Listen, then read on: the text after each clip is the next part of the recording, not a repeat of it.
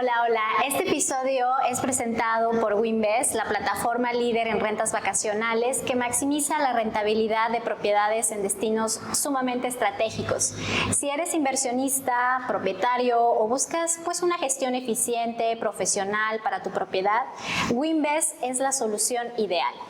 Básicamente es la gestión integral de rentas cortas, optimiza tus ingresos y ocupación, además de que ofrece experiencia premium para huéspedes demandantes. Así que te invito a que descubras a WinVest y por favor nos solicites información al respecto para recibir ingresos pasivos. Así que vamos a dejar en el caption de este episodio el enlace para que puedas contar con mayor información y acompañarte de una experiencia de rentabilidad para poder generar ingresos pasivos en tus propiedades. Bueno, el día de hoy estoy sumamente contenta porque tenemos como invitado a una persona que viene de Europa básicamente y que es un viajero desde muy pequeño. Estoy muy contenta de que tú estás el día de hoy con nosotros, Antoine. Bonjour, bienvenido. Bonjour, merci, gracias.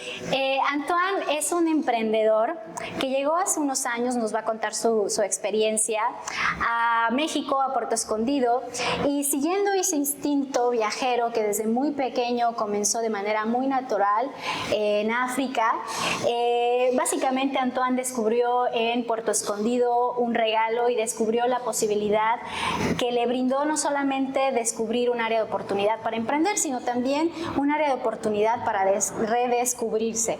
Tuvo momentos importantes en su vida, un punto de inflexión que le ayudó a reconstruirse y a poder generar una iniciativa que le diera la oportunidad no solamente de evolucionar en la vida, sino también de evolucionar en su destino y en su presente. Bienvenido, ¿cómo estás? Muchas gracias, Dolores. Muy bien, muy feliz de estar aquí. Muchas gracias por recibirme. No, al contrario. La verdad es que estábamos platicando desde hace algún tiempo, ¿no? De generar una conversación que pudiésemos compartir y todo. Y la verdad que desde que conocí tu historia, y te acuerdas cuando nos conocimos personalmente en tu oficina, ¿no? Te quiero compartir que, el vínculo en común que tenemos precisamente es tu país, ¿no? Yo, mi compañero, mi pareja de vida, pues es también francés. Y entonces, como que tenemos mucha cultura en común, ¿no? Sí. Mi familia que he generado y que ahora tú estás también construyendo, ¿no?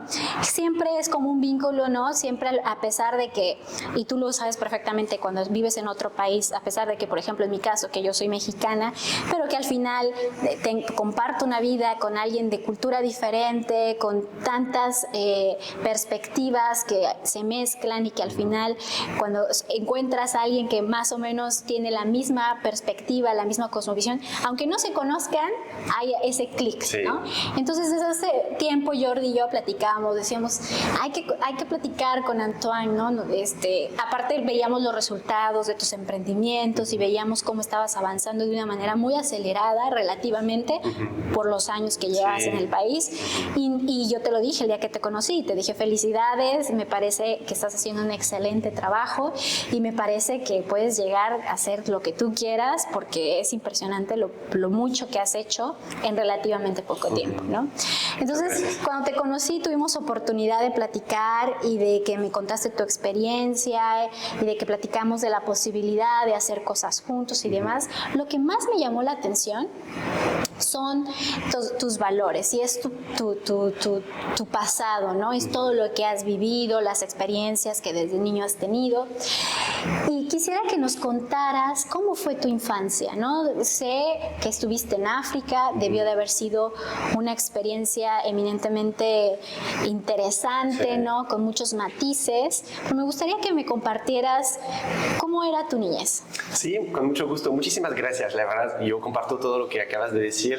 Es un encanto para mí estar aquí contigo y con mucho gusto. O sea, tuve la bendición yo de niño de poder crecer fuera de mi país, ¿no? Nací en Francia, en Versalles, pero mi papá ya vivía, y mis papás de hecho ya vivían en África en este momento. Entonces, mi mamá regresó a Francia para dar a luz y a los 4 meses regresó a África, a Burundi, donde yo crecí 2 años. Ahí no tengo recuerdos realmente de mi infancia los 2 primeros años, pero sí me acuerdo muy bien luego de la vida en Gabón. Estábamos en Libreville, en la capital del país, y era una vida de aventura. O sea, realmente vivir en África entonces era como muchas aventuras. Yo no me acuerdo de absolutamente todo, pero sí me acuerdo que las salidas a las playas no era como nada más viajar 5 minutos o 15 minutos, era como atravesarse una jungla, era como aventuras. Yo lo vivía como niño, como que mi papá se exponía a llevarnos a lugares increíbles, y eso creo que me ayudó mucho a construir esta parte en mí de explorar, ¿no? De conocer nueva gente, nuevos lugares, y justamente es lo que le comenté a mi papá cuando tomé la decisión de mudarme a México en el 2019, como que se quedó un poco impactado. Me dijo, pero tienes tu carrera en Francia, tienes todo, o sea, ¿por qué salir y buscar algo nuevo? Y le dije, pues tú... Que es raro, ¿no? Porque él también tenía una experiencia así, exactamente, ¿no? Entonces como que él había olvidado que había pasado por este camino y o lo estaba olvidando o como que no lo quería ver en este momento, pero yo sí se lo volví a decir. Le dije, pues tú acuérdate cuando tenías 20, 30 años y te fuiste a África a trabajar. Y él, cuando le dije eso, como que se quedó un poco impactado y me dijo, ah, sí es cierto, entonces sí entiendo por dónde estás pasando y qué quieres, ¿no? En tu vida. Entonces esta infancia me ha ayudado mucho a adaptarme. Yo creo adaptarme en culturas diferentes, a conectarme con gente, a ser más tolerante también, yo pienso, y es una riqueza al final. Es algo que yo a lo mejor no lo veo todos los días, pero yo pienso que sí es algo que tengo dentro de mí, y es algo que comparto con mis hermanos también, de tener esta apertura, esta capacidad de adaptarnos al mundo. Yo creo que es eso lo principal. ¿Hasta cuántos años estuviste ahí? Estuve ahí hasta los 8 años, y de ahí, o sea, mi papá tuvo que mudarse, o sea, cambiar, porque era una carrera con ciertos años en cierto país y luego mudarse cada tiempo, y de ahí nos fuimos a una isla francesa que se llama Reunión, que está muy lejos de Francia, está cerca de Sudáfrica, y ahí empezamos una vida nueva, porque yo ese sí me acuerdo muy bien, tenía 8 años y era llegar literalmente, aunque es parte de Francia, pues una cultura totalmente diferente, porque se habla un dialecto, la escuela sí es francesa, pero toda la vida es una vida tropical, me recordaba mucho a África también en algunos aspectos, pero era iniciar desde cero, no tenía amigos cuando llegué a la escuela, hasta todo eso, y yo me acuerdo muy bien, mi mamá me dijo, vas a ir a la escuela, es tu primer día, no te espantes, tal vez no vas a entender lo que dicen tus amigos, porque van a hablar un dialecto, se habla el creol, que es un dialecto de la Reunión, y yo decía, ok, pero nadie me había avisado de eso, ¿cómo va a ser? Y al final, como niño, ¿no? Después de 2, 3 días, como que ya empiezas a adaptarte, y eso creo que fue otro reto más, ¿no? En mi infancia. Entonces, de África a la Reunión por unos 12 años, donde sí crecí, estudié, hasta ya irme a Francia para mi carrera y mi maestría en finanzas. Uh-huh. Y regresando un poquito al tema familiar, tus hermanos, ¿no? ¿Cómo era esa relación viviendo en un país diferente? Tus papás enfocados también a su trabajo. Dinos un recuerdo que tengas sobre esa época familiar. Pues, o sea, éramos en África cuando creciéramos, mi hermanita y yo, dos personas, pero tengo medio hermanos que son mucho más grandes. Entonces, lo bonito, realmente los recuerdos que tengo de esta época era la mezcla entre la vida en África durante el año, durante casi 9, 10 meses al año, y luego el viaje anual que hacíamos a Francia en verano, para estar en Francia como 2, 3 meses aproximadamente. Todos hacemos eso acá. Sí, y era increíble porque era como volver a conectar también con mis raíces. De cierta forma, yo nací en Francia, mis abuelos son franceses, y era como conectar con la familia y no olvidarse de que pues, tenía abuelos franceses, tenía primos, medio hermanos que vivían en Francia, que considero como mis hermanos, y era mantener esta relación. Entonces, tuve mucha bendición de que mi papá tuvo esta visión como jefe de familia, de cierta forma, desde hace muchos años, de comprar una casa en Bourgogne, en Francia, para reunir quizá un punto de encuentro de la familia, y que ahí podamos por lo menos convivir, aunque sea un fin de de semana con algunos de mis primos, pero que nos podemos ver una vez al año, y eso es un recuerdo muy bonito, porque ahí tenía como mi recámara de niño que dejaba durante 9, 10 meses y regresaba al año siguiente y volvía a encontrar mis juguetes, a conectar con mi familia, y eso es como lo que me ha construido mucho. Yo considero que vivir lejos de su país es una elección, pero también implica muchas responsabilidades. Es lo mismo que estoy aplicando ahorita en mi vida. No podría estar viviendo aquí en México y ya dejar totalmente mi lado francés y totalmente mi conexión con mi cultura. Por eso cada año pues, es muy importante tener esta conexión también con mis amigos y mantener esta relación. Fíjate que es una de las cosas que yo resalto mucho de la cultura francesa, ¿no? El tema de los lazos familiares, ¿no? Y voy a decirte algo como una analogía muy simple, ¿no? Es simplemente el ritual de compartir la comida, ¿no? El ritual de estar juntos, que imagino que a eso te refieres, de las reuniones anuales, de tener a tus primos, a tus abuelos, y que sabiéndote lejos, ¿no? Al final, dedicarte el tiempo y dedicarte todo este ritual que conocen perfectamente bien la mayoría de los franceses, ¿no? Que es el gusto y el placer del beber, del comer y de todo, que no lo entiendes hasta que lo vives muy profundamente dentro de la familia, ¿no? Y que creo que son de los valores que muchas veces no se habla, pero te hacen sólido, ¿no? El tema de la importancia de las cosas que generalmente son muy esenciales, no tienen ningún costo, es simplemente el amor de la familia, ¿no? Todo ese valor que no lo puedes comprar, ¿no? Es ese vínculo que, como dices, la visión de tu padre de tener una casa y eventualmente cada año ir. Me imagino que dejaste de ir hasta que después que te regresaste a Francia, ¿no? Exacto, exactamente. Sí, y este ritual, o sea, me gusta lo que dices sobre el ritual de la comida, porque yo considero que sí somos muy especiales los franceses con esta convivencia, ¿no? Alrededor del tiempo de comida y que estemos todos juntos, que haya como un momento de inicio todos juntos, compartiendo pláticas y así. Pero yo sé que en México es muy distinto, pero también siento que hay muchos valores en común. Yo encuentro aquí en México justamente también el gusto por la buena comida, por apreciar la comida y valorar también el trabajo en casa de preparación de los alimentos y todo eso. Entonces, como que siento que también estas dos culturas, la cultura francesa y la cultura mexicana, por ser muy distintas, tienen también como algunos puentes o algunas cosas que les acercan, que les hacen un poco más fáciles de convivir. Yo considero eso por la pequeña experiencia que tuve aquí en México, que he tenido hasta la fecha. Pero sí, totalmente en esta parte de Francia lo tenemos a un nivel que nos permite conectar, ¿no? A través de estos momentos. Sí, totalmente. Encontraste la palabra perfecta. Entonces, regresaste a Francia y te metes a un mundo eminentemente demandante, financiero, económico. Empiezas a recolectar frutos de tu esfuerzo, de tus estudios relativamente rápido, encuentras un buen trabajo, tenías la vida ideal, ¿no? Y que me imagino que cuando empiezas una carrera y empiezas a construir y a planear y saliendo y teniendo todo esto de manera, pues no diré fácil, pero relativamente inmediato, pues te colocan en una posición de confort, ¿no? Cuéntame de ese momento. Sí, completamente.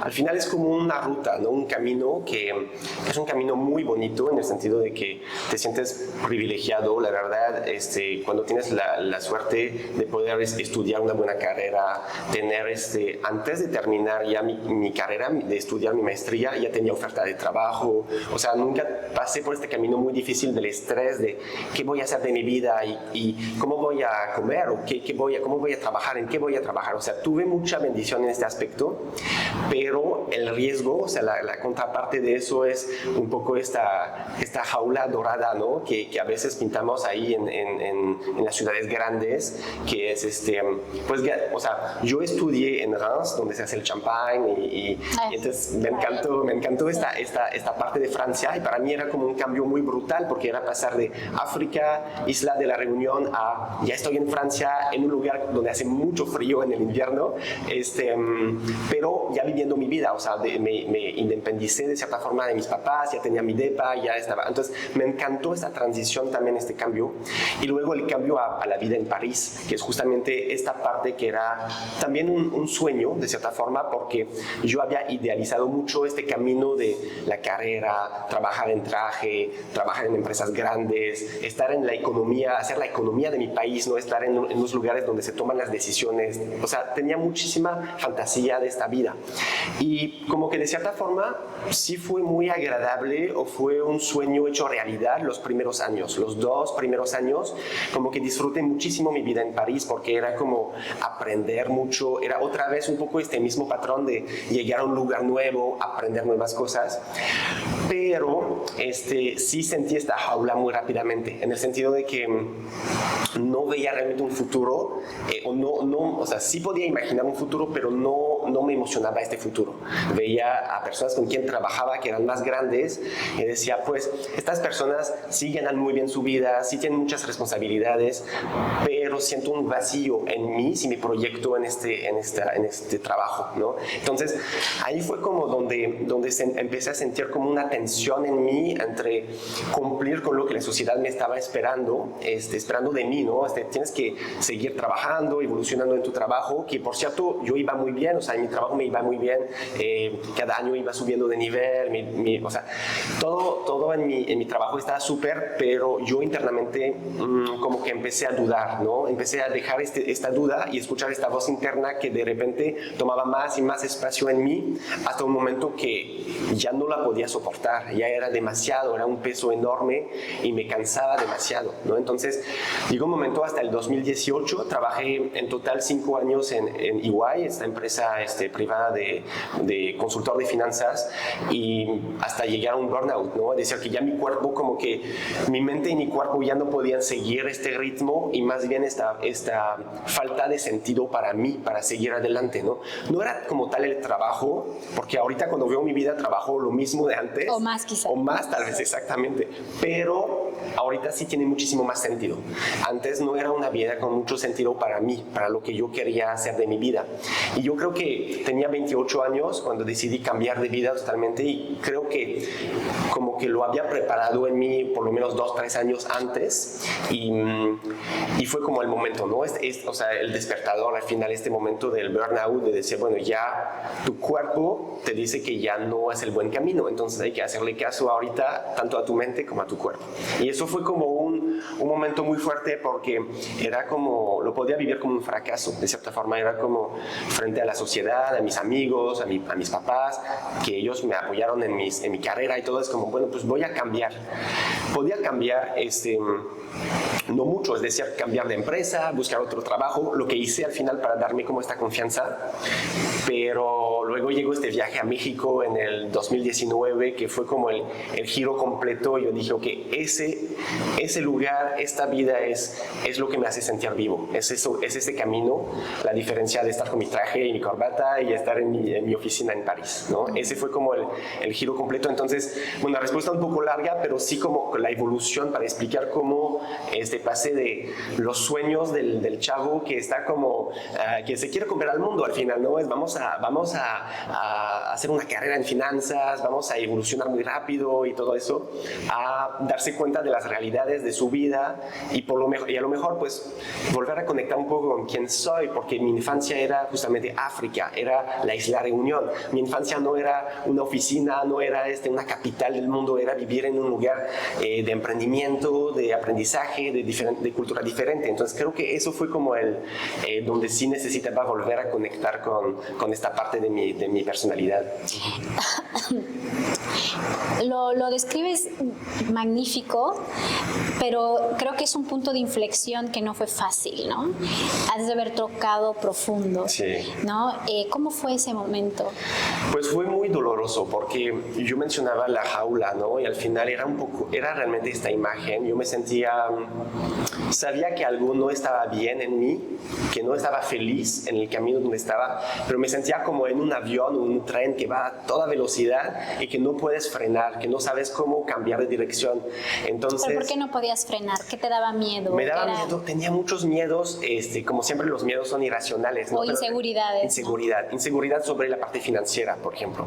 O sea, es muy loco porque yo me dedicaba a las finanzas, pero tenía mucho miedo de que de repente si yo renunciaba a mi trabajo, ya me iba a quedar sin recursos y entonces iba a ser alguien totalmente ya fuera de la sociedad, o sea, una visión totalmente extrema de lo que es realmente, ¿no? Como que cómo iba a poder pagar la renta de mi depa en París, que son carísimas, por cierto, pero no encontraba la solución y también me sentía encerrado en mi carrera. Como que es muy loco, pero la mente empieza a pensar que estás encerrado en una carrera y lo único que sabes hacer son finanzas.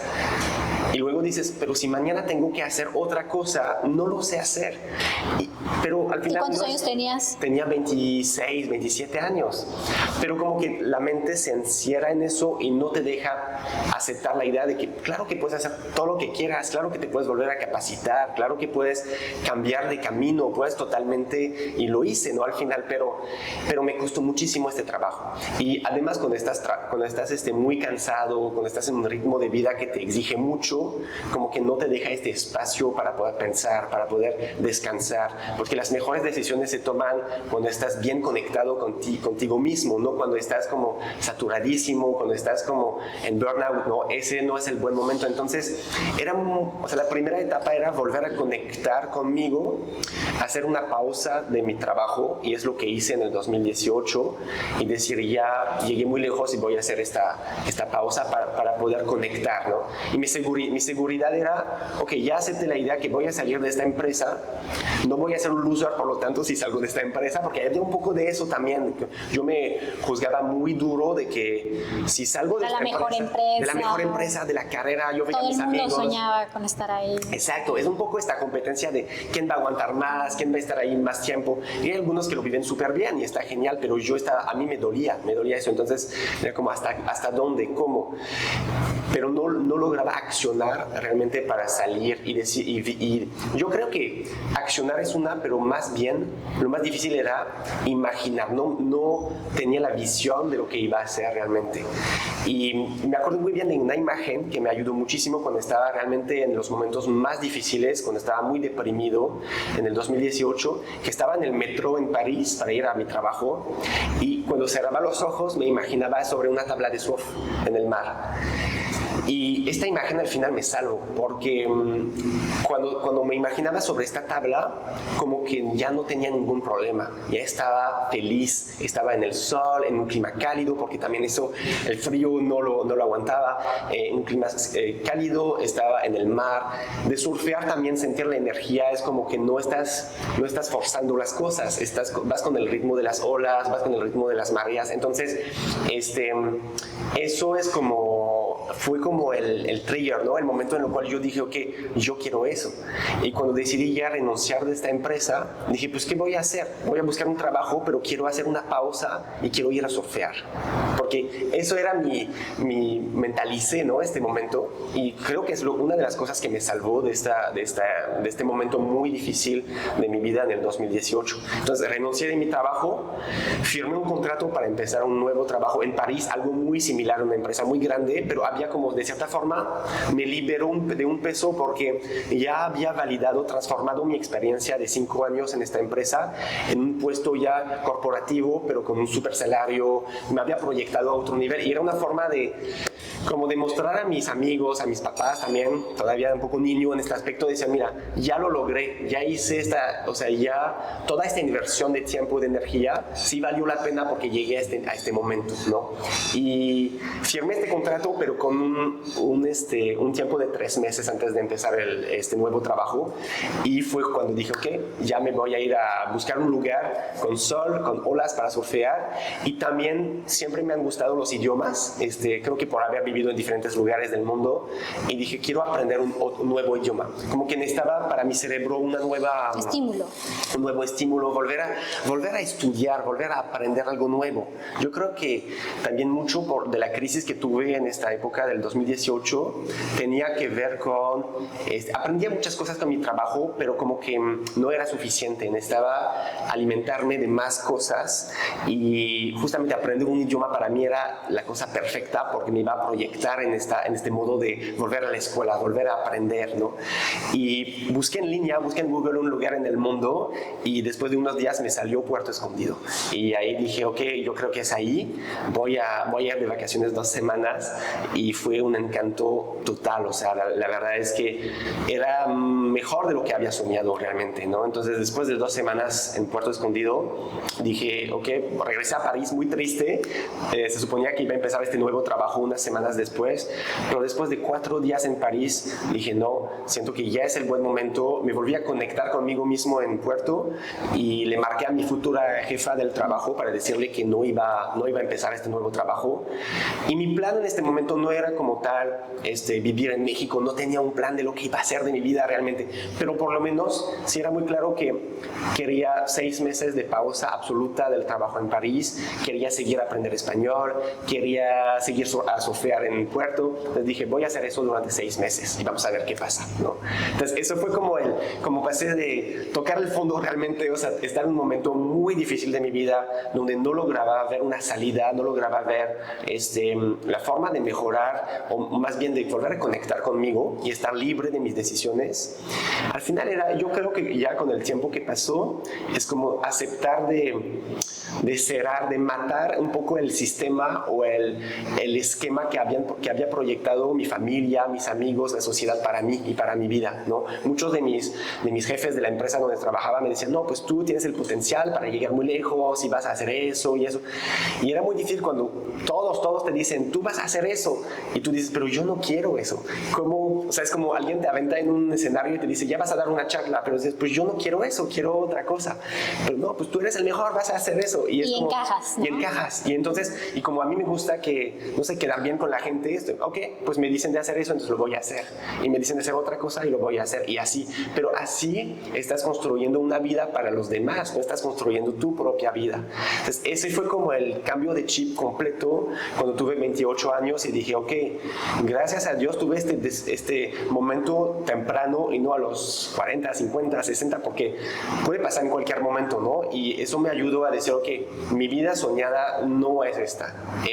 No sé exactamente, pero sí sé que es una vida de emprendimiento. Yo sé que es una vida donde voy a ser mi propio jefe, voy a empezar algo desde cero porque quería crear. Esa era como mi ilusión más fuerte, era yo quiero tener mi primer cliente que sea mío. Esa era mi visión cuando llegué a México en el 2019. Y llegas, ¿no? A Puerto Escondido, a surfear, a aprender español, alargas 6 meses y empiezas a tener interacción, ¿no? Con la gente, con la cultura mexicana, ¿no? Irónicamente, muchas personas que hoy en día tienen mucho éxito en el mundo del emprendedurismo en Puerto Escondido llegan como tú, ¿no? Así, probando, ¿no? A ver si ni siquiera un emprendimiento, sino un desconecte, ¿no? Es tocar base otra vez con el origen, con la raíz, ¿no? O sea, en general creo que también platicando con muchas personas sobre Oaxaca, y ahorita que Oaxaca es un destino tendencia, es un destino no solamente gastronómico y de muchas otras cosas, sino te ayuda, ¿no? A desconectarte, ¿no? Por muchos aspectos, ¿no? Cuando tú llegaste y viviste esa transformación, ¿cuáles fueron esos elementos que te ayudaron a bajarle el nivel de estrés, ¿no? Independientemente de que te imaginabas en París con una tabla de surf y, sí, ¿no? El mar y todo eso, ¿no? Pues yo creo que para mí era como una mezcla de diferentes cosas. El clima me ayudó mucho. O sea, puede parecer muy simple, pero el clima y ver el mar, ver el océano, es algo que extrañaba muchísimo. Yo crecí toda mi infancia, hasta la edad de 20 años, viendo el mar todos los días. Entonces yo creo que de estar en una ciudad grande, sentirme como lejos del mar, es algo que me quitaba muchísima paz. Te desconectaba. Sí. Entonces ese es lo principal. El clima también húmedo, de mucho calor aquí en la costa de Oaxaca, me recordó mucho a mi infancia también. Es el mismo clima en La Reunión, es el mismo clima en África, es muy tropical. Y me acuerdo muy muy bien el día que llegué por primera vez a Puerto y se abrieron las puertas del avión. Sentí como esta humedad y este calor, el calor así como muy fuerte, y dije, ese sí, me siento bien con eso. O sea, sé que hay personas que pueden decir, no, qué horror, es muy fuerte, es muy pesado, pero a mí me encantó. Dije, wow, con eso me siento vivo, con eso siento que me atrae, respiro en este lugar. Entonces, eso me ayudó mucho a como a estar más tranquilo, ¿no? Y por supuesto, yo creo que el tercer punto es que empecé a hacer cosas que me gustaban, como que empecé realmente a hacer cosas que yo quería hacer. Es decir, ya no estaba trabajando en una carrera porque todos me habían dicho que tenía que hacer eso.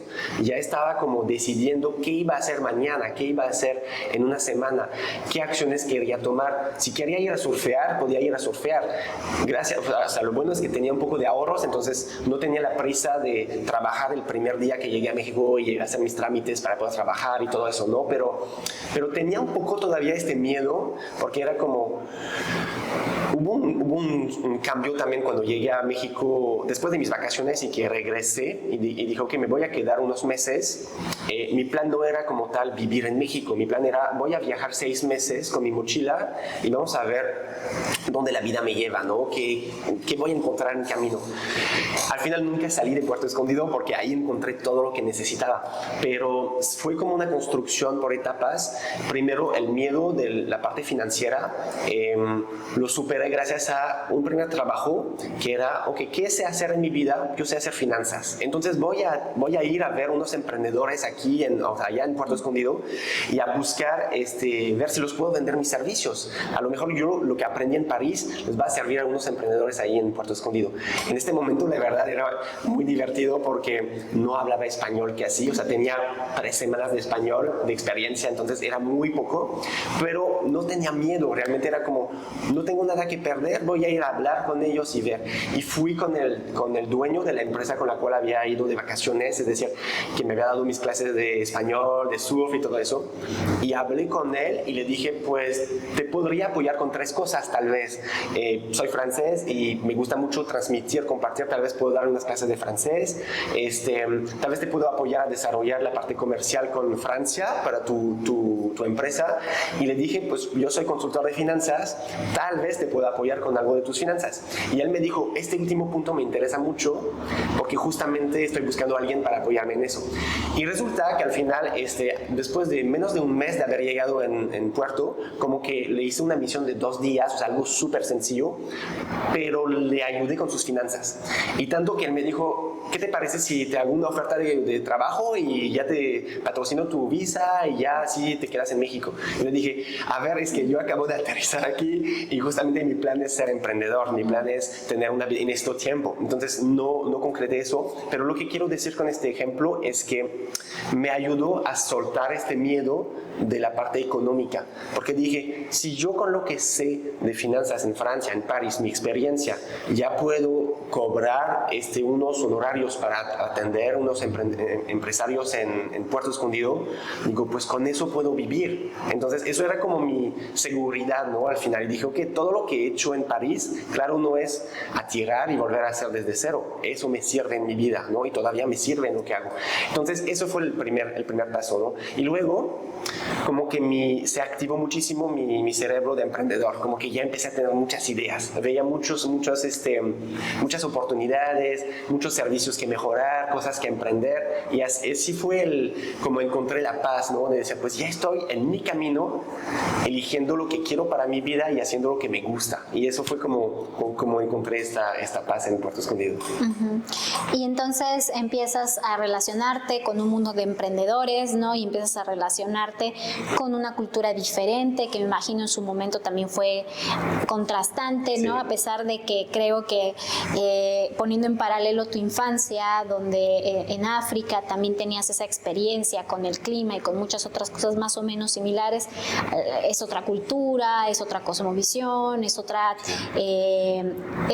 es otro ambiente totalmente, ¿no? Y si a eso le sumas el tema del emprendimiento, es totalmente diferente al mundo corporativo que tú venías o el mundo ocupado, la ciudad ocupada y de estrés de París, ¿no? Digo, yo me encanta París, pero yo también como tú no me vería yo trabajando ahí tampoco, ¿no?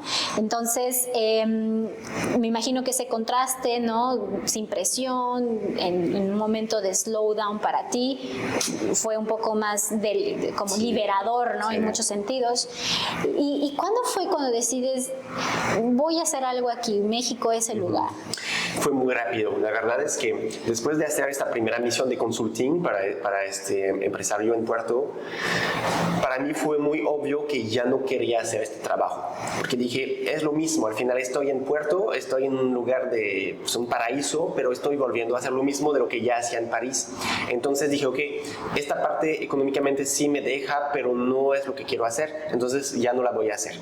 Y tenía muchas ideas y yo creo que después de un mes aproximadamente tuve en Puerto Escondido este cambio de chip total de pasar de modo vacaciones a ya quiero emprender algo, ya quiero desarrollar una idea y justamente este sueño de quiero tener mi primer cliente y facturarlo, ¿no? Antes ya lo había hecho con esta primera misión de consulting, pero quería como algo que me guste más realmente. Entonces conecté muy rápidamente con el mezcal en Puerto Escondido porque primero algunos de mis amigos franceses me habían dicho, cuando hacía videollamadas con ellos, cuando apenas había llegado en Puerto, me decían, ten cuidado con el mezcal, es una bebida muy fuerte, te va a dar un trip, o sea, tenían muchas creencias sobre el mezcal porque desconocían el mezcal realmente y lo habían leído en un blog o en un artículo. Sí. Y yo, cuando escuché eso, dije, pero eso me llama la atención, si tú me dices de cuidar algo o de no hacer algo, quiero entender por qué. Entonces, como que empecé a aprender, a leer muchas cosas y yo había sido también turista en Puerto Escondido, entonces yo había buscado hacer actividades en Puerto y yo dije, a mí me encantaría poder aprender más sobre el mezcal, tener a alguien que me pueda explicar y yo creo que haciendo el paralelo también con mi cultura francesa y lo que se hace en Francia con el vino, con el champagne, se hacen muchas visitas de casas de vino, de champagne y yo creo que muy fácilmente hice este paralelo y yo dije, pues estamos en Oaxaca, es el corazón del mezcal. Todos me hablaban del mezcal en la ciudad de Oaxaca, que en este entonces era a 10 horas de Puerto Escondido. Dije, pues nadie realmente que viene de vacaciones a Puerto puede experimentar el mezcal. Y de ahí nació la idea, ¿no? Y mi primera idea era organizar unas catas en un restaurante, tener hay un acuerdo con ellos. Había conocido un chico que vendía unas botellas de mezcal en un mercado nocturno en Puerto Escondido y le decía, pues podemos trabajar juntos, yo puedo conseguir los clientes, organizar todo y tú traes tu mezcal y así trabajamos de la mano. Y cuando conseguí los primeros clientes, le dije, mira, mañana ya tenemos nuestros primeros clientes. Y él me dijo, ay, ¿qué crees? Yo estoy en Oaxaca, no voy a estar mañana. Entonces dije, bueno, y yo llevaba ya como 2 semanas pensando en eso día y noche, o sea, era como mi misión era eso. Y dije, ok, no hay otra opción, o sea, yo no puedo cancelar eso, o sea, son mis primeros clientes. Si yo tengo que comprar unas botellas de mezcal y hacer algo sobre el mezcal, lo voy a hacer, ¿no? Entonces busqué unas opciones, fui a ver tal vez 8 tiendas de mezcal en Puerto, o sea, casi todas las que venden mezcal en Puerto Escondido para explicarles que tenían que traer unas botellas a un lugar, pero nadie realmente entendía mi punto. Tal vez mi español no era muy bueno en este entonces, no sé, pero no vieron realmente la plusvalía para ellos, ¿no? Entonces, hasta el siguiente día, en la mañana del día donde va a tener esta experiencia, me acordé de una mezcalería que estaba fuera de Puerto Escondido y dije, pues voy a ir a hablar con ellos y ver qué puedo hacer. Y al final allá aún mejor, porque ahí se hace el mezcal, está todo el proceso, huele a mezcal. Entonces dije, pues está aún mejor que mi idea inicial de hacer unas catas nada más. Y así inicié, ¿no? Así inicié. Realmente al inicio no era como tal un negocio, era más como una exploración. A mí me fascina el mezcal, es como era una forma de aprender, de compartir también. Volvía con eso de, mi papá es maestro de francés, entonces yo creo que tengo mucho en mí de compartir. La pedagogía, ¿no? Pedagogía, exacto. Entonces como que encontraba eso Y era una forma para mí también de integrarme, es decir, la cultura, el mezcal es parte de la cultura mexicana y era promover el trabajo de los maestros, de los que producen el mezcal. Yo siempre fui y sigo siendo así, muy claro con mis clientes que yo no soy productor de mezcal. Yo lo que hago es promover el trabajo, compartir la historia y dar acceso a toda esta historia a los turistas, a los que vienen de vacaciones a Puerto Escondido. Y así iniciamos. Hubo como un año súper lento. Hubo la pandemia también, que fue como ya pausamos todo, y después de la pandemia, cuando ya la costa de Oaxaca empezó a tener su crecimiento muy fuerte, fue cuando ya se formalizó más el tour, hasta en el 2022 que TripAdvisor nos otorgó como un reconocimiento a nivel internacional por la experiencia del tour de mezcal, diciéndonos que éramos número 2 en el mundo en la categoría de vinos, licores, cervezas, y para mí eso era como una consecración, ¿no? Era como wow, claro, todo este trabajo sí encanta a mis clientes, encanta a los productores de mezcal, entonces ahí estamos como haciendo un trabajo muy bonito al final, y eso es algo, para mí era como, me llenaba mucho de felicidad, porque a la diferencia de mi trabajo antes en París, como que eso era muy concreto, era muy real, yo veía los impactos, los resultados en el momento de la cata, de atender a mis clientes, los veía felices, encantadísimos, que me decían, no, felicidades, gracias por hacer lo que haces. Incluso mexicanos, a veces yo al inicio me daba un poco o sea, me acuerdo muy bien del primer tour con unos clientes mexicanos que venían de Monterrey. Ellos estaban como, al inicio yo les decía, bueno, una disculpa porque mi español todavía no está muy bien y así estoy iniciando. Y me decían, no te preocupes, te entendemos muy bien. Me decían, nada más que chistoso, ¿no? Que en francés me vaya a aprender algo sobre el mezcal.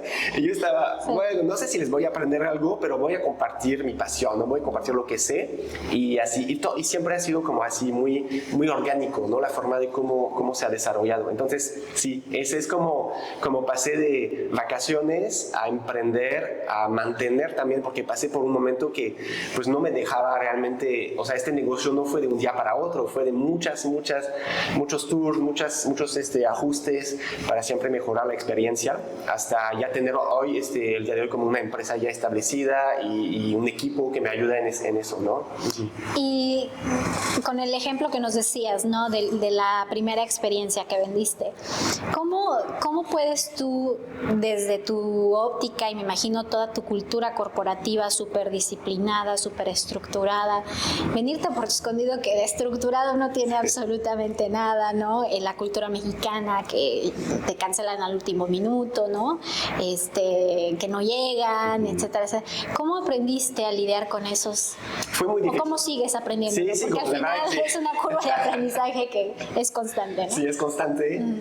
Llevo 6 años en México, aquí en Puerto Escondido, y sigo aprendiendo, ¿no? Sobre eso, pero de cierta forma como que, claro, nunca es agradable que alguien te cancele o que alguien llegue siempre tarde o algo así, pero me ayudó a relajarme un poco también, lo que decíamos hace rato sobre la paz, sobre la distancia con las cosas, y es algo que me gustó al final en la cultura mexicana, por lo que experimenté aquí, porque como que yo justamente llegando con este patrón muy fuerte de las empresas grandes, donde es muy militar la organización, ¿no? Si alguien llega 5 minutos tarde, es como, no, pues no lo vuelvas a hacer porque es mi tiempo. No, y en general en Francia es así, ¿no? Digo, hasta para una reunión social, ¿no? Sí, no llegas tarde. Exactamente. ¿No?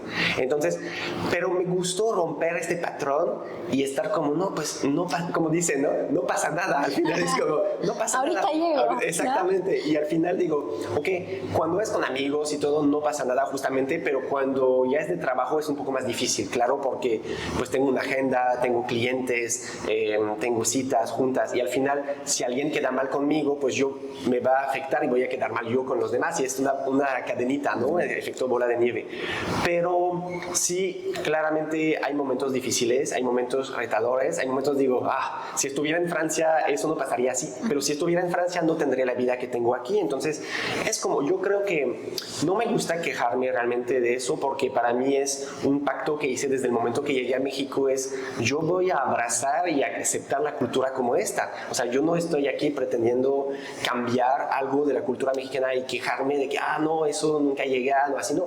Es parte de, yo lo tengo que tomar en cuenta en la forma de cómo hago negocios, o cómo trabajo, cómo me relaciono con las personas. Y yo adaptarme, y volvemos a este punto de adaptarse a cómo se hace. Porque si la gente funciona de cierta forma aquí, pues tengo que adaptarme y trabajar de la misma forma para que todo pueda funcionar. Porque si no va a ser como muy duro y no va a haber una integración, va a ser como una resistencia siempre, ¿no? Entonces, sí hay momentos retadores, pero lo que veo es que también mis amigos mexicanos o mis socios también están, pues a veces se quejan también, ¿no? Dicen, no, mira, hay que cumplir con eso, el horario y todo, no hacia mí, pero de forma general, y digo, pues ok, está bien, todos estamos en el mismo barco, vamos a compartir las mismas reglas y así.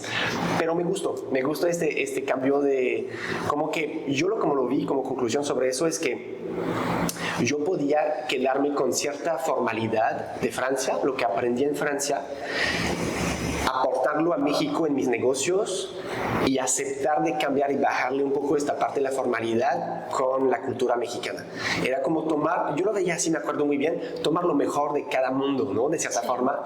Y claro, es imposible tener absolutamente todo. Hay que hacer unos sacrificios, pero me gusta mucho esta mezcla, me gusta muchísimo. Me encanta cómo lo dices, un pacto, ¿no? Es un pacto. Y entonces empiezas a tener esa sinergia, empiezas a absorber un mundo que también fue sumamente nuevo, ¿no? Todos los que somos emprendedores sabemos lo doloroso que son los primeros años, ¿no? Lo difícil que es de la nada construir, y eres todo, te pones la gorra del marketing, de contador, de financiero, de abogado, de todo, ¿no? Y poco a poco empiezas a hacer un equipo de trabajo y empiezas a desarrollar a detalle, ¿no? Pero una de las cosas que más me llama la atención de ti es cómo llegas en tan poco tiempo a consolidar una experiencia de mezcal, ¿no? Empiezas también antes de esa experiencia un proyecto, ¿no? De reciclaje, ¿no? De plástico, un poco que también me gustaría hablar contigo sobre la filosofía que tienes respecto a la sustentabilidad. Y después empiezas un proyecto mucho más ambicioso que va mucho más de la mano con un tema financiero, ¿no? Que es el tema del real estate. Entonces, platícame cómo se va dando poco a poco esa faceta y esa diversificación en tan poco tiempo. Digo, al final, siempre es recomendable, y tú lo sabes como financiero, ¿no? Diversificar tus incomes, ¿no? Diversificar tu estructura de negocio y demás. Y tú lo haces en un par de años, ¿no? Sí. ¿Cómo diste ese salto, ¿no? Que fue una de las razones cuando nos conocimos, te decía, ¿no? O sea, fue visible para el gremio, ¿no? En el que estamos tú y yo, y que yo de alguna manera me fui dando cuenta y dije, wow, ¿no? Y cuando me enteré de quién eras y todo eso, dije, lo tengo que conocer. Sí, muchas gracias, Dolores. Pues yo creo que lo que me ha funcionado es de hacer cosas que me apasionan realmente. Tanto el emprendimiento del mezcal como mi inmobiliaria de bienes raíces son cosas que me apasionan. Claro que en los dos casos vi el potencial de hacer crecer un negocio, vi un problema o algo que faltaba en el entorno donde estaba, pero realmente es la pasión, es el amor por lo que hago. Yo creo que, no, porque como dices, o sea, los primeros años no cuentas tus horas, estás siempre pensando en tus negocios, siempre son tus bebés, al final es toda tu responsabilidad. Y entonces, una vez que tenía el mezcal ya que funcionaba, pero todavía, o sea, me costó muchísimo la transición del mezcal entre yo hacer todo lo que decías, ¿no? Tengo la gorra del marketing, del guía de turista, o sea, toda la cadenita, a delegar, ¿no? Y lograr tener un equipo que pueda mantener la calidad, porque para mí era muy difícil soltar esta parte, muy difícil, porque cuando es tu bebé y que lo has cuidado muchísimo y ya sientes que puede caminar solo, pero todavía como dejarlo ahí, andar solo, es como, no sé, sí, quiero, pero al mismo tiempo como que lo agarro todavía, ¿no? Entonces, eso fue como un momento muy difícil, también conseguir un equipo, porque el reto también es conseguir a alguien que pueda compartir el el mismo sentido del servicio, de la calidad, tener colaboradores de confianza, todo eso, la verdad que sí fue un reto y después de un tiempo ya logré, ¿no? Entonces cuando logré soltar, o sea, al mismo tiempo hubo un tiempo que trabajaba en la mañana hasta las 12, 1 de la tarde, todos los temas de la inmobiliaria y luego me iba a preparar para dar el tour en la tarde, el tour de mezcal y luego en la noche volvía a trabajar en la inmobiliaria, ¿no? Entonces era como así, era la única forma realmente, ¿no? Hasta ya delegar la parte del tour de mezcal. Para el emprendimiento de la inmobiliaria, bueno, la primera ventaja que tengo es que tengo un socio que es increíble, que se llama Oscar, él es nativo de la costa de Oaxaca y claro, de ser dos también al frente de un negocio ayuda mucho, ¿no? Entonces eso me ayudó muchísimo y al inicio muchísimo porque Oscar ya tenía cierta experiencia como asesor independiente, entonces él me pudo como orientar y de hecho invertiste con él, ¿no? Exactamente, justamente lo que quería decir es que él fue mi asesor, o sea, ¿cómo llegué a eso de la inmobiliaria?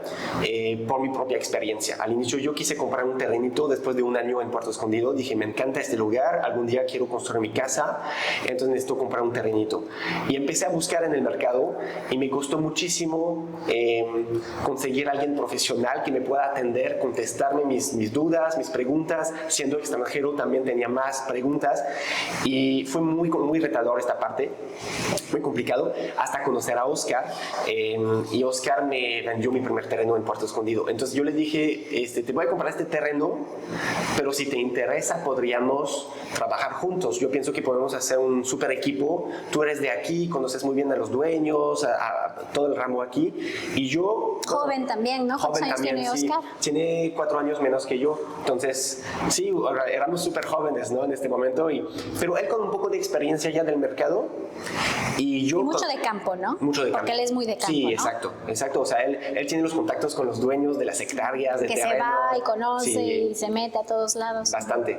Y también la parte local. Legal y local, porque como sabemos en Oaxaca son muchos usos y costumbres, hay que saber cómo manejar todo este tema, ¿no? Y yo no sabía nada sobre eso, yo estaba llegando a México realmente en este momento. Entonces, Oscar me ayudó muchísimo, me capacitó en este momento y yo le dije, cuando cerramos mi compra de terreno, le dije, ¿qué te parece si nos asociamos, no? Y él me dijo, claro que, o sea, en el mismo segundo me dijo, claro que sí, yo sin conocerte. Sin conocernos realmente, o sea, de vista, pero nunca habíamos trabajado juntos. Sí. Y así nació la colaboración. Él me dijo, yo siempre he querido asociarme con alguien como tú, entonces vamos, ¿no?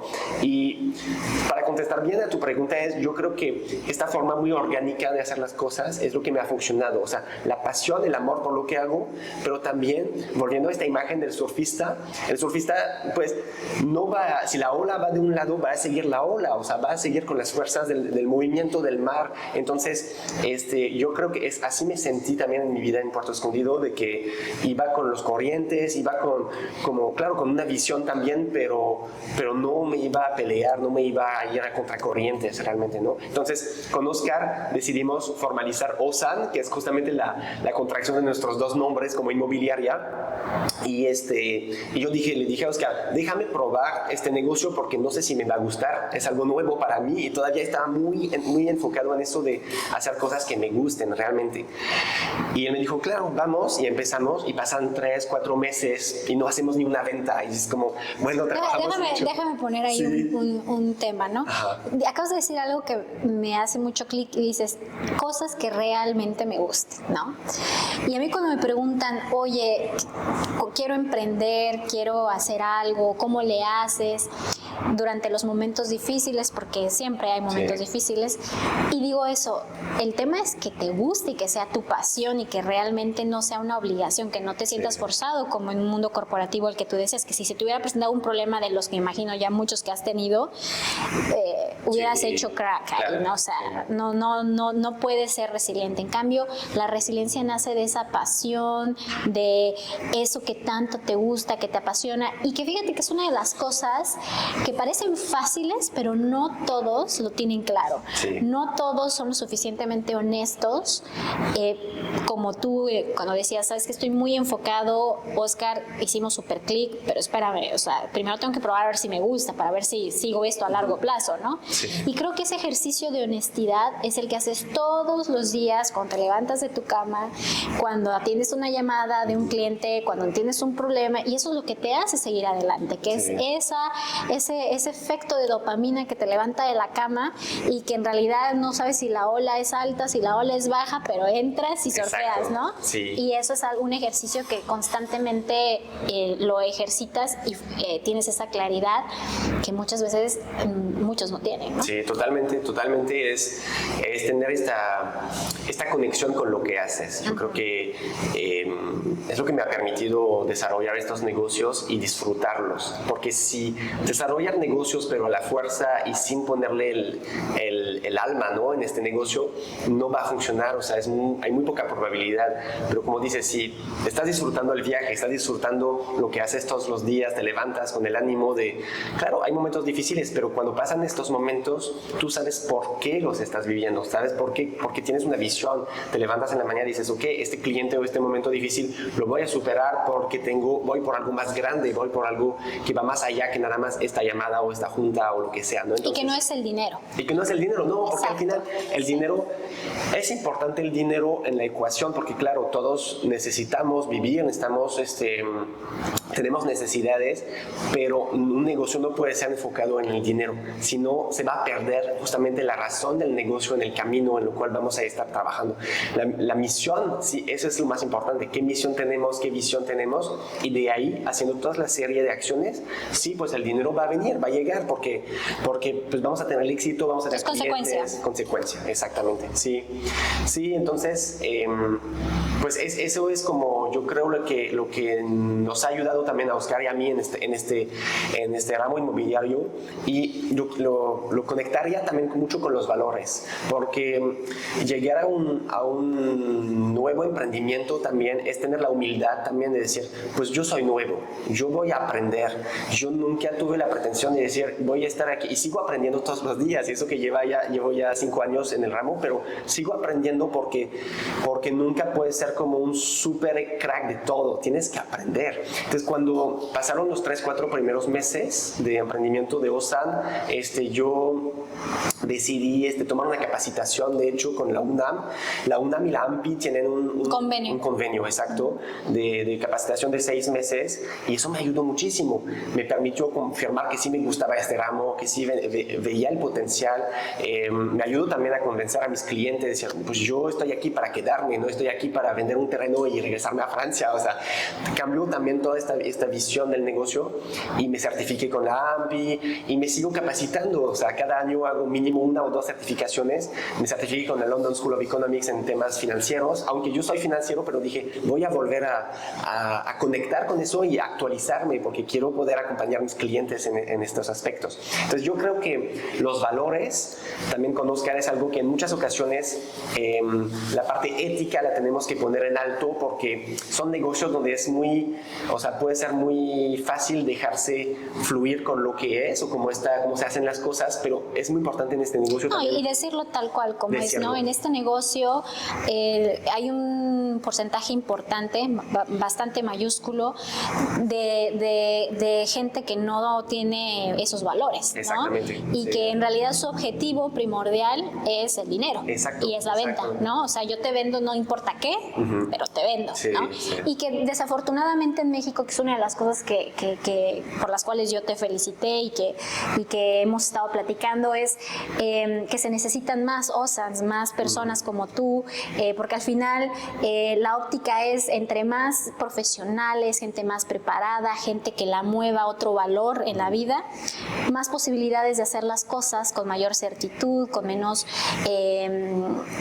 vicios ocultos, porque finalmente la industria en la que estamos es una industria un poco parecida a la financiera, a la corporativa, ¿no?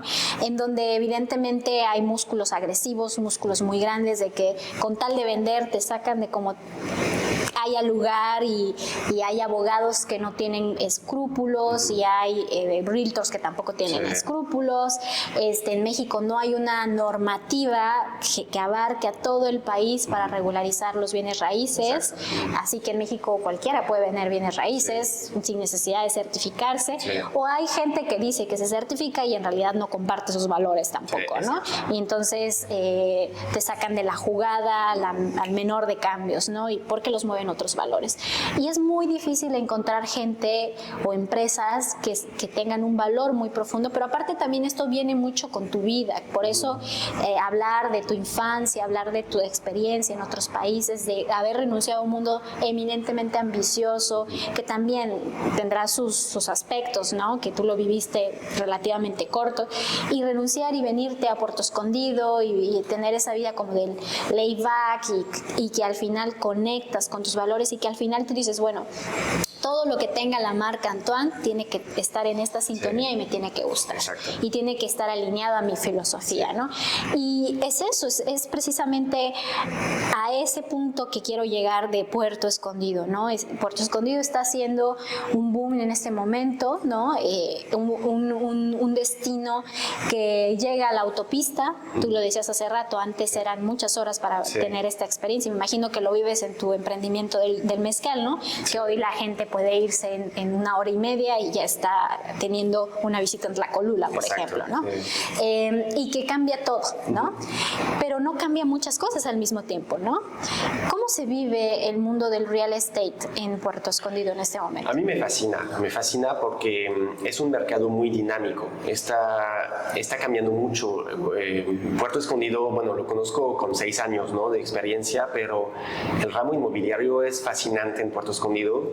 Se está estructurando, es un mercado muy nuevo, muy joven. Yo me acuerdo hace 5 años, o sea, había clientes, dueños que todavía se espantaban de firmar contratos de cesión de derechos, porque era como un acta de posesión y se firma atrás y con eso ya está hecha la venta.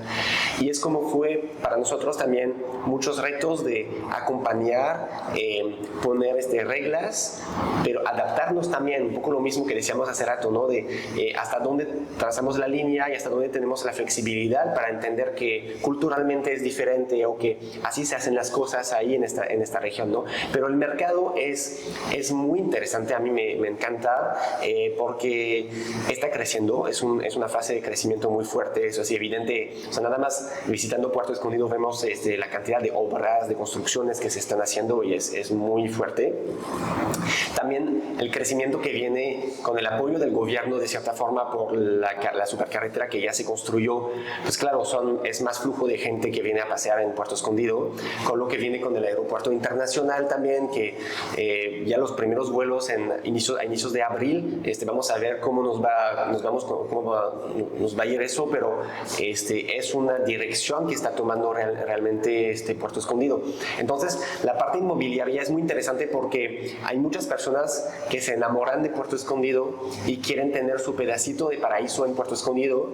No son inversionistas muy grandes en el sentido de que vienen con un presupuesto razonable para tener un depa, para comprar un terrenito y tener el sueño de construir en algún momento pues una cabaña, una casita de playa para poder disfrutar o jubilarse y disfrutar de la playa, ¿no? Entonces es muy bonito porque es acompañar a estas personas en esta nueva etapa de ya se enamoraron de Puerto Escondido, pero ahora darles todas las guidance, o sea, todas las reglas de cómo concretar este sueño. Y a veces en camino pues hay algunos que dicen no, se me hace complicado o no se me adecua a mi presupuesto o por algunas razones, pero casi todos los que acompañamos sí concretan su compra porque pues vienen con ese sueño muy grande, ¿no? Al final de decir, yo vivo en la Ciudad de México y quiero tener algo en la costa de Oaxaca, o vengo de Monterrey y quiero también, o sea, y también extranjeros, ¿no? Entonces a mí me impacta la cantidad de extranjeros. Es un lugar muy internacional Puerto Escondido, no es nada más de mexicanos italianos, únicamente de gente del norte de Norteamérica o del norte del país. También hay muchos europeos, hay muchísimos franceses, alemanes, italianos. Entonces a mí me encanta esta mezcla cultural también, y no hay como tal un barrio de Puerto que sea, ese es el lugar de los franceses, o no, todo se mezcla y se vive en armonía. Entonces eso es lo que me gusta.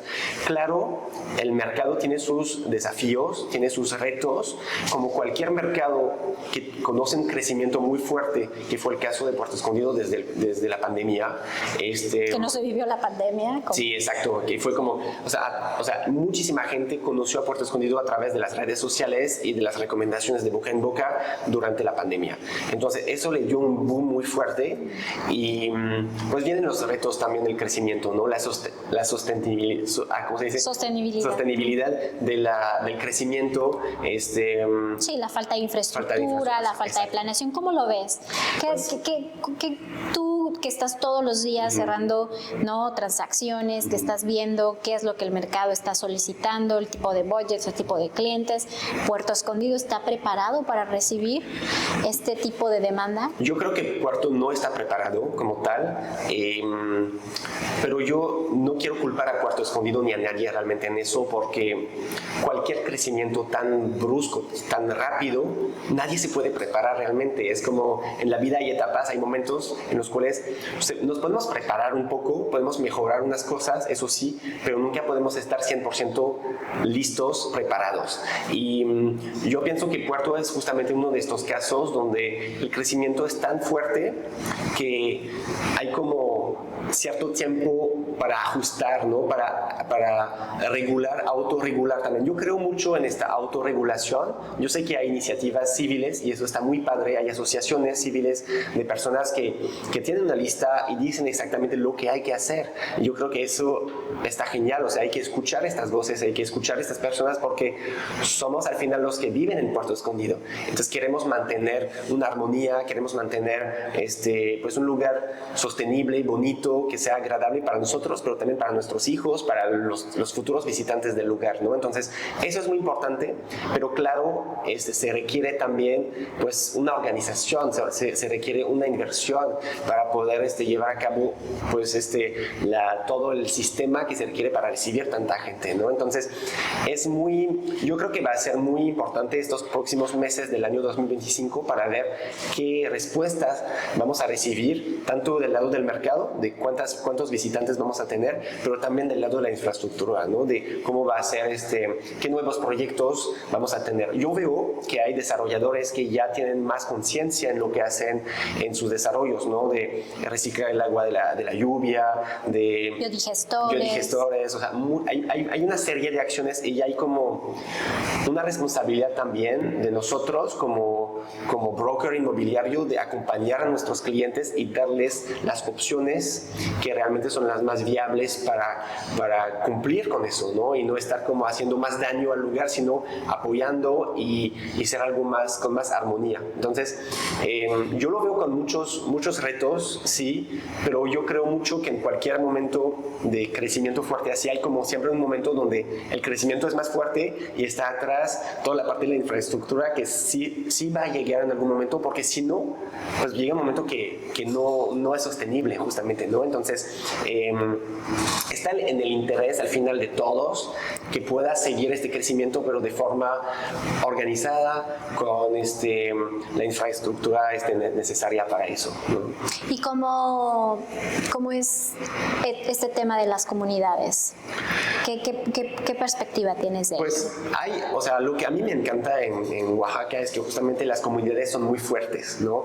Vimos un ejemplo de un desarrollador que quiso hacer una torre de no me acuerdo cuántos pisos frente a la playa Bacocho en Puerto Escondido, y pues la gente fue a la calle a decir no queremos este tipo de desarrollos en Puerto Escondido, y hicieron sit-ins y no dejaron pasar las máquinas, y así día y noche, y llamaron la atención de los políticos también, ¿no? para decir, pues tenemos que ver qué tipo de desarrollo queremos para nuestra comunidad. Y yo creo que eso fue una señal muy buena que se envió al mercado, porque eso quedó como un ejemplo. Ahorita el proyecto está pausado, no sé bien qué vaya a pasar, pero ahorita no se está construyendo.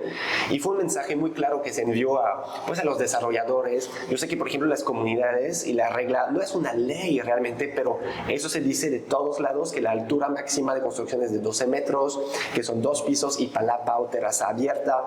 Y eso creo que, o sea, desde el momento que nos llegué a contactar un inversionista que tiene el plan de construir algo en Puerto Escondido, él ya sabe de estas reglas. Entonces, como que eso permite encajar a todos dentro de estas reglas de las comunidades y de cómo se hace el desarrollo más sostenible de Puerto Escondido.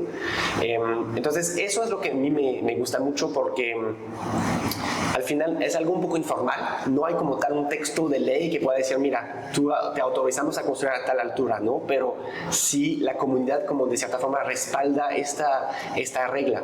Y la gente, pues el 99% de los casos sí cumple con estas reglas.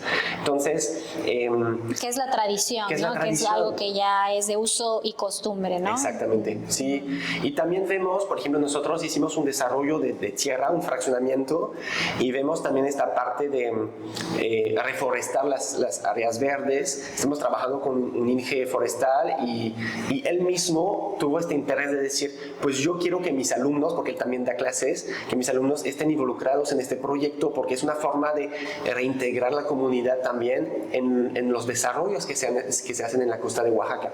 Y eso con la mano, lo trabajamos de la mano con mi socio, es un ejemplo de justamente que existen soluciones para desarrollar, pero integrar también las comunidades y hacer algo que sea en armonía, no hacer algo que sea chocante, que sea nada más desarrollar por desarrollar, pero que pueda respetar las reglas y los usos y costumbres, y que pueda también permitir a los inversionistas de disfrutar de la belleza, de la playa, pero con todo el respeto que se debe en estos puntos, ¿no? Uh-huh.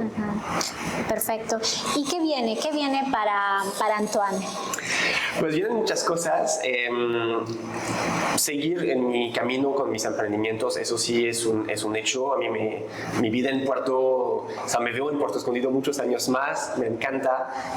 Viene algo muy grande para mí en el 2025 porque voy a ser papá, entonces es una etapa. Muchas gracias. Bienvenido. Sí, muchas mundo, gracias. al club.